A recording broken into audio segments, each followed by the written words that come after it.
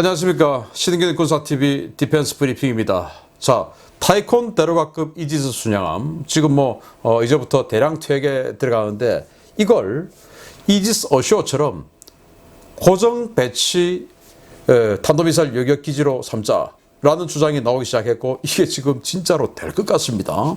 관련한 소식 알려드리겠고, 그리고 지난 주말에 여러분들 뉴스 많이 보셨죠. 중국과 러시아가 폭격기들 동원해가지고 완전히 무력 시위 동해를 거쳐서 했다고 하는데, 여기에 우리 언론에서 보도되지 않은 또 다른 게 있었습니다. 군함들까지 동원이 되어서 우리 대한민국을 차단하는, 전시 증원 전력을 차단하는 이런 훈련을 한 것으로 보이는데, 관련 소식 알려드리도록 하겠습니다. 미 해군이 중국의 극초음속 미사일로부터 괌을 방어하기 위한 핵심 전력으로 타이콘 대로가급 이지스 순양함의 퇴역분을 개량해서 SM-6 개량형을 결합하는 방안을 진지하게 검토하기 시작했다는 소식입니다. 우리 군도 눈여겨보아야 할 사안입니다. 미국은 괌에 대한 극초음속 미사일 공격을 방어하기 위해서 SM-6 미사일이 절대적으로 필요하며, 이를 위해 현행 이지스 구축함 중심의 방어체계 대신 새로운 아이디어를 찾을 필요가 있다고 미 해군 이지스 탄도미사일 방어 프로그램 사무국이 현재 시각 11월 19일 밝혀 주목됩니다. 이지스 BMD 사무국의 최선임 장교인 톰 그루건 해군 소장은 전략국제문제연구소 CSIS 주관으로 열린 세미나에서 우리는 극초음속 미사일 방어가 정말 필요하지만 이를 위해서는 고민해야 할 부분이 많다라며 효율성 문제를 언급했습니다. 그루건 제독은 이지스함 한 척을 MD 임무에 투입하면 유지 보수와 교대 등을 위해서 최소 2척 이상이 더 필요하다라며, 3척의 이지스함을 MD 임무에 투입할 경우에 최소 900명의 선원이 필요한데, 발상을 바꾸어 항해하지 않는 이지스 어쇼어 방식으로 전력을 배치해서 임무에 투입하면 시스템 하나에 100명이면 충분하다라고 지적했습니다. 그루건 제독의 이 같은 제안은 필립 데이비슨 전 인도태평양 사령관과 헤리티지 재단에서 제안했던 퇴역 타이콘 대로가급 이지스 순양함 이지스 어쇼어 개조 운용 아이디어가 해군 내의 BMD 사무국에서도 검토되고 있다는 것을 의미한다고 미 해군 연구소 뉴스는 밝혔는데요. 그루건 제독은 특히 이번 방안을 도입하면서 SM-6 개량형 도입이 반드시 필요하다고 강조했습니다. 현재 미 해군은 극초음속 미사일과 전술 탄도탄 요격 능력 강화를 목적으로 이지스 베이스라인 9 이상 버전에서 운용되는 개량형 SM-6 블락 1B를 개발 중인데요. 이 개량형은 로켓 모터와 부스터를 대형화시켜서 사정거리와 비행속도를 크게 강화해 미 해군의 미래 극초음속 대응 수단으로 기대를 모으고 있는 미사일입니다.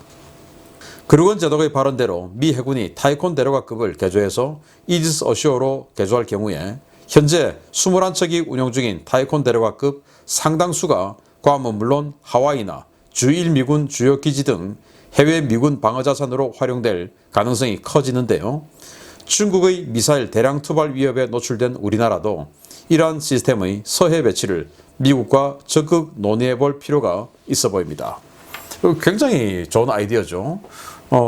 한 척의 군함을 상시 운영하려면 군함은 삼직제로 운영되기 때문에 작전, 유지보수, 훈련 이렇게 해서 삼직제로 돌아가니까 한 척이 바다에 나가서 작전하려면 사실은 3척의 군함이 있어야 된다. 그래서 우리 이지스함도 3척, 그리고 우리 충북 이수지급 구축함도 6척, 이제 2척을 돌리기 위해서 이제 이렇게 하는 것이죠. 그래서 최소 300명 이상의 승조원이 필요하니까 이 타이콘 대로가급, 그러면은 한 척을 바다에 띄워서 MD 하려면은 900명의 승조원 필요한 거 아니냐. 그런데 이제 미국 같은 경우는 이 인건비, 그리고 이 군인들의 보훈, 생애, 통산, 이 보훈복지비 이런 것들이 어마어마하죠. 그러다 보니까 이 인건비 압박, 보훈비 압박 이런 게 너무 크기 때문에 계속 이제 줄여 나가려고 하는 차원에서, 아니 그래서 지금 중국이나 적의 극초음속 미사일의 위협은 점점 더 커지는데 이걸 유지를 하려면은 아니 얼마나 많은 인력이 필요하냐. 그래서 대가지 말고 그냥 이지스 어쇼처럼 대놓고 쓰자. 그러면은 항해 장비 또는 항해 인력 이런 거 필요 없고 그냥 미사일 발사 운용하는 이 인원, 그리고 이제 엔진을 돌려서 충전을 해야 되니까 그 엔진을 돌리는 최소 인원, 뭐 기관 인원 요 정도만 있으면 되는 거 아니냐. 그래서 뭐 조함하고 이런 거 필요 없는 거 아니냐. 그래서 100명이면 된다. 900명이 100명으로 줄었다. 그 퇴역시키지 말고 하자. 그래서 제일 먼저 괌에다 하고 아프라 하고는 뭐 다른데 해외 전개 기지 바레인이라든지 뭐 많이 있지 않습니까? 또 우리 한국도 있고 뭐 일본 사세보 또는 그 일본의 오키나와 일본의 요코스카 여러 군데 해군 기지가 있지 않습니까? 그래서 이렇게 하자. 그런데 이게 앞으로 21척이 단기간에 퇴역할 거고 2022년도만 해도 대여섯척이 퇴역하니까 그거 퇴역시키지 말고 그렇게 쓰자라고 하는데 저는 굉장히 좋은 아이디어다 라고 생각이 되고, 문제는 퇴역하는 이 타이콘 데로가급 이지스 순양함 중에서 베이스라인 7 그리고 베이스라인 9 이렇게가 이제 지금 섞여 있는데, 베이스라인 9 같은 경우는 SM6 쓰면 되죠. 근데 7 같은 경우는 업그레이드를 또 해야 됩니다. 그래서 지금 이 그루건 제독의 말은 업그레이드 비용도 좀 다오, 이런 민원 같습니다. 아무튼 뭐 업그레이드 비용을 주든지 어쨌든 간에 이건 굉장히 좋은 아이디어 같고, 이거 우리 서해에도 하나 배치를 해놓으면 중국에서 날아온 미사일 확실하게 요격이 될 수 있겠죠. 우리 MD 자산으로 쓸 수 있으니까 뭐 서해 쪽에 하나 배치를 해서 평택 좀 막으세요 라고 하면 평택 막는 김에 우리 경기도 수도권 다 방어가 되겠죠. 저는 굉장히 좋은 아이디어라고 생각하고 우리도 유치할 필요가 있지 않나 라고 생각합니다. 두 번째입니다. 지난 주말에 중국과 러시아가 우리 남해와 동해를 휘감으며 대대적인 무력 시위를 벌여 우리 군이 긴급 대응 조치를 취했는데요. 문재인 정부의 국방부는 이번 훈련을 통상적인 연합훈련으로 깎아내리고 있지만 실상은 전혀 그렇지 않았던 것으로 드러났습니다. 중국과 러시아의 전략폭격기와 전투기, 조기경보기 등 군용기 9대가 동해와 스시마 해협을 거쳐 오키나와 열도 일대를 휘젓는 역대급 무력 시위를 벌였다는 소식, 지난 주말에 뉴스를 통해 접하셨을 텐데요. 이들이 어디에서부터 출격했고 동해에서 무슨 일을 벌였는지가 드러났습니다. 러시아 국방부는 현지 시각 11월 20일 국방부가 운영하는 즈베즈다 TV를 통해 이번 작전이 중국과 함께 실시한 무력 시위 성격의 훈련이었으며 사상 최초로 중국 영공에서 양국 전력이 만나 동해와 동중국해, 오키나와와 필리핀에까지 비행을 실시했다며 해당 항적을 공개했습니다. 이번 작전에 투입된 전력은 러시아의 극동지역인 아무르주의 우크라인카 공군기지에 배치되어 있는 제182 중폭격기 항공연대의 투폴레프 95MS 전략폭격기 2대, 중국 동부전구 예하 제10폭격사단 제28 항공연대 소속의 H-6K 폭격기 2대 등을 중심으로 구성되었고, 여기에 러시아군 A-50 조기경보기 1대, 수호이 35 전투기 2대 등이 붙었습니다. 러시아 폭격기는 우크라인카에서, 중국 폭격기는 지린성 옌벤에서 이륙했는데요. 이들은 옌벤 조선족 자치주 상공에서 합류해 그대로 남하한 뒤에 동해 중부 상공에서 A-50 조기경보기, 수호이 35 전투기와 합류해서 편대를 짠 뒤에 독도 인근을 지나 스시마 해협, 동중국해, 미야코 해협 일대를 한 바퀴 돌았습니다.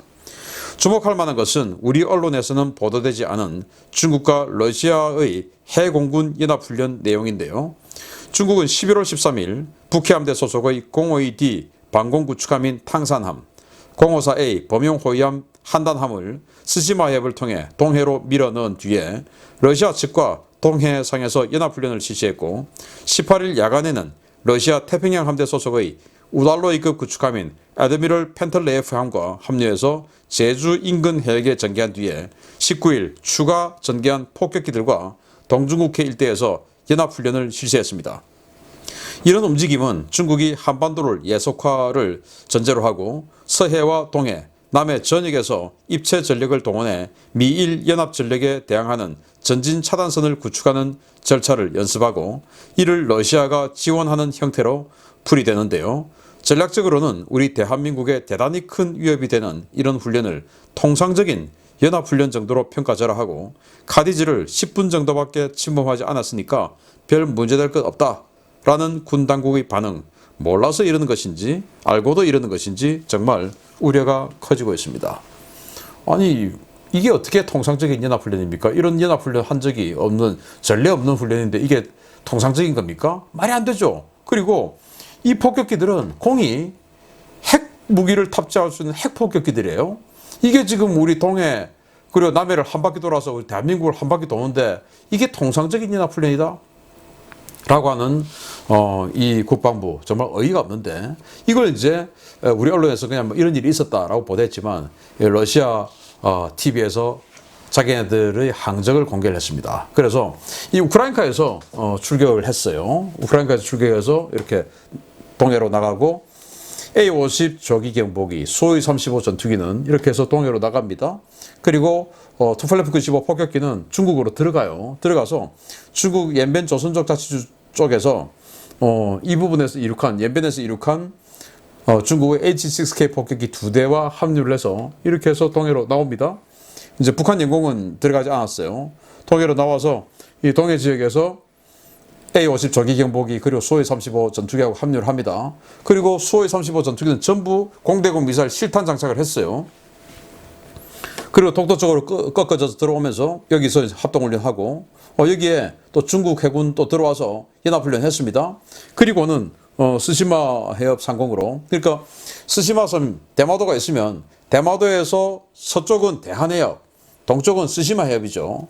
근데 대한해협은 폭이 가장 좁은 데가 49km밖에 안 되니까 여기는 영해로 걸칠 가능성이 높으니까 대한해협은 잘 통행 안 합니다. 스시마 해협이 한 140km 좀 넘으니까 스시마 해협은 조금 이제 공해상이 있어요. 그래서 스시마 해협으로 나갑니다.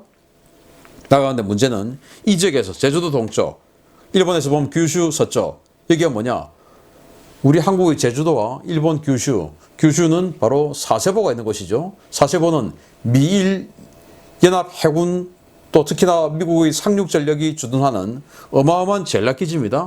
그 사세보 앞에서 연합훈련을 중국 해군 구축함 2척, 그리고 러시아 해군 구축함 1척, 이렇게 해서 3척의 전투함이 폭격기들하고 연합훈련을 한 겁니다. 그 말은 뭐냐?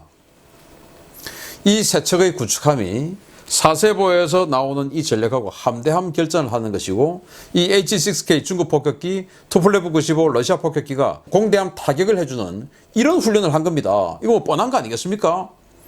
그러면은 이걸 대만 입장에서 보면 사세보에서 대만으로 증원 들어가는 미군 또 일본 해상 전력들을 차단하는 이런 훈련이 될 수 있지만, 우리 입장에서 보면 뭡니까?